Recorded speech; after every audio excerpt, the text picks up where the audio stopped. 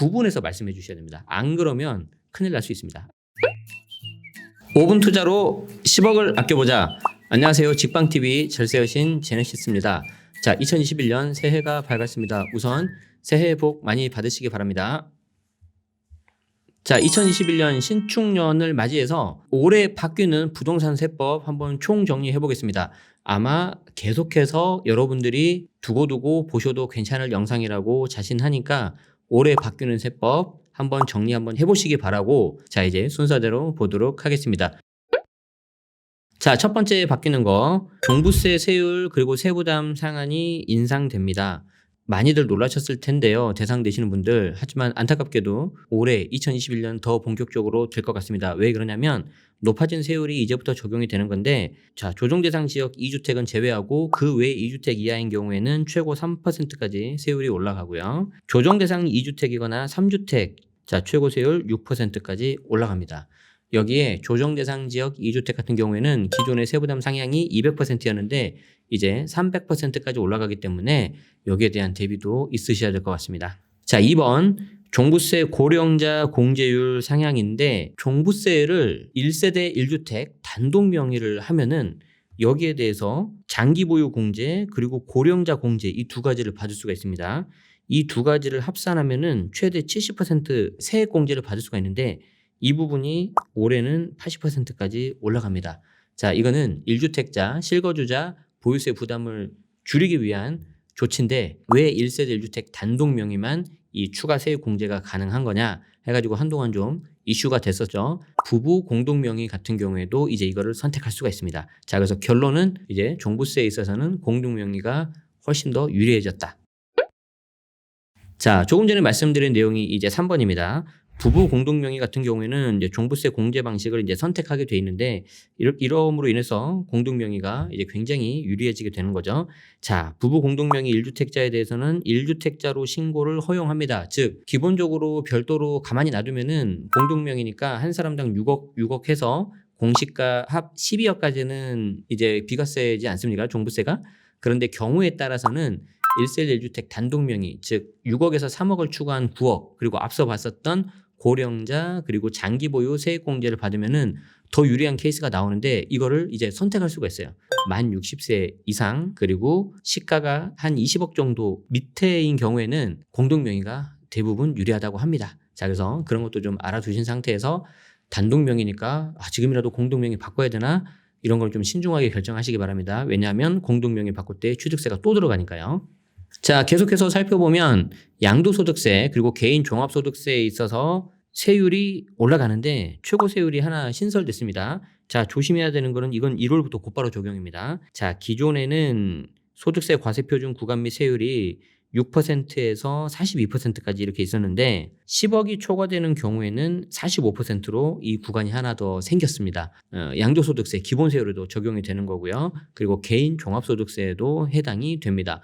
자, 다섯 번째는 말도 많고 살도 많았던 최종 1주택 보유기간 산정 방식 변경입니다. 자, 결론은 뭐냐면 우리가 기존에 알고 있었던 다주택 상태에서 1주택자가 되면 여기서 이제 최종 2주택으로 추가 2년을 보유한다고 알고 계셨는데 처음에 19년 2월 달에 나왔을 때 단서가 21년 1월 1일 이후 양도분부터 시행한다, 이렇게 적용된다, 이런 식으로만 좀 나와 있었거든요. 근데 거기에 대해서 좀 명확하게 구분이 되지 않아서 좀 혼선이 있었는데 2021년 1월이 되기 전에 다주택자에서 1주택이 되신 분들은 추가 2년이 없어도 되고 21년 1월 1일 이후에 다주택에서 1주택자가 되신 분만 추가 2년을 더 보유해야 그 최종 1주택이 비과세가 됩니다. 자, 구체적인 사례를 살짝 보여드리자면, 자, 어떤 분이 A주택을 2018년 2월 달에 매수를 했습니다. 자, B주택을 2019년 2월 달에 매수를 했어요. 자, A에서 B로 이렇게 갈아타는 거라면은 A를 매도하면 되니까 사무 상관이 없는데 B를 2020년 10월 달에 매도를 한 거예요. 기존에 같은 경우에는 이 A주택의 취득일로부터 보유기간을 산정하기 때문에 2018년 2월부터 2년 이상 뭐 보유 또는 거주했다면은 아무 문제가 없어요. 그래서 A주택의 보유기간 기산일은 2018년 2월이라는 거죠. 21년 3월 달에 A주택을 매도하더라도 곧바로 이제 비과세가 가능하다는 겁니다. 자, 그런데 조금 전에 설명드린 것 때문에 이제 어떤 식으로 계산법이 바뀌냐면, 자, 비슷한 것 같지만 다른 케이스입니다. A주택을 2018년 2월 달에 매수를 했어요. 자, B주택을 2019년 2월에 매수를 하고요. 여기까지는 똑같죠? 자, 그런데 B주택 매도를 2021년 1월 달에 매도를 한 거죠. 자, 그러면은 21년 1월 이후에 2주택, 다주택 상태에서 1주택이 됐기 때문에 이때는 플러스 추가로 2년 보유하라는 거예요. 자, 그러면 이 사람이 A주택을 21년 3월에 팔면 비과세가 될까 안 될까요? 안 되겠죠. 자, 왜 그러냐면은 21년 1월부터 추가 2년 보유를 안 했으니까. 이거 굉장히 조심하셔야 됩니다. 21년부터는 셈법이 좀 복잡해졌는데 내가 최소 2주택 이상인 다주택자였다. 그런데 다 팔고 하나가 남았다.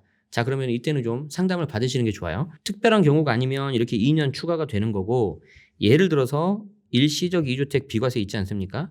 이 경우에는 예외로 추가 2년을 하지 않아도 됩니다. 자, 그렇기 때문에 여기에 대한 판단은 여러분들이 혼자 판단하지 마시고 반드시 인근 세무사 사무실 방문하셔서 최소 2분 이상한테 좀 상담을 받고 진행하시면 좋겠습니다. 자, 6번. 21년 1월 이후 취득한 분양권도 이제 주택수에 포함됩니다. 정확하게는 양도소득세 주택수. 자, 이제 분양권이 꽤 복잡해졌어요. 자, 21년 1월 1일 이후에 취득한 분양권은 양도소득세 주택수에 포함이 되고요. 2022년 8월 12일부터 취득한 거는 취득세 주택수에 포함됩니다. 분양권이 양도세 주택수에 포함된다도 여러분들이 아셔야 되지만 더 중요한 건 뭔지 아세요? 여러분들이 세무사 분하고 상담을 할 때 취득세 주택수에 포함되나요? 양도세 주택수는 어떻게 되나 이렇게 구분해서 말씀해 주셔야 됩니다. 안 그러면 큰일 날 수 있습니다. 아시겠죠? 자, 7번. 고가주택 9억 초과인 고가주택 비과세인 경우에 9억이 넘는 부분에 대한 장기보유 특별공제, 장특공에 대한 거주 요건이 강화가 됩니다. 예를 들어서 양도가액이 9억을 초과했어요. 그러면 설령 1세대 1주택 비과세를 하더라도 9억 이하까지가 비과세고 9억 초과분에 대해서는 세금을 내야 되는데 다른 1세대 1주택 비과세하고 형평을 맞추기 위해서 최대 80%까지 장특공을 해줍니다. 자, 그런데 2020년에는 이게 기준이 바뀌어서 최소 2년은 거주해야 장특공을 해주고요. 이제 올해 2021년부터는 이게 또 바뀝니다. 거주를 10년 하고 보유도 10년 해야 최대 80%를 받는다는 거죠. 중요한 거는 이게 양도일 기준이라고 해요. 양도일 기준.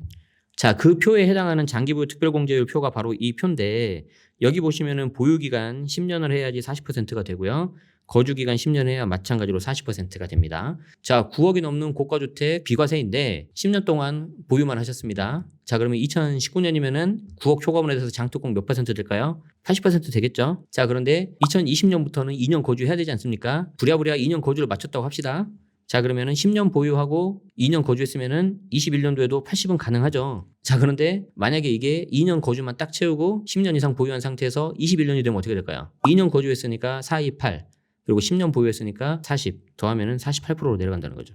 80 받을 수 있는 거 48밖에 못 받는다는 거예요. 장특공이. 자, 여기서 끝나지 않습니다. 하나 더 있습니다. 이분은 그래도 2년 거주라도 하셨죠? 어떤 분은 아예 2년 거주 안 하셨어요. 그럼 어떻게 되는 거죠? 10년만 보유했대요. 간혹 가다가 이 10년 보유하면 40%니까 40은 되는 거 아니냐? 그렇지 않아요. 최소 2년 보유하시면 돼요. 최소 2년 보유. 그래서 보유만 했다면 40%가 아니라 일반 장특공인 20%밖에 못 받습니다.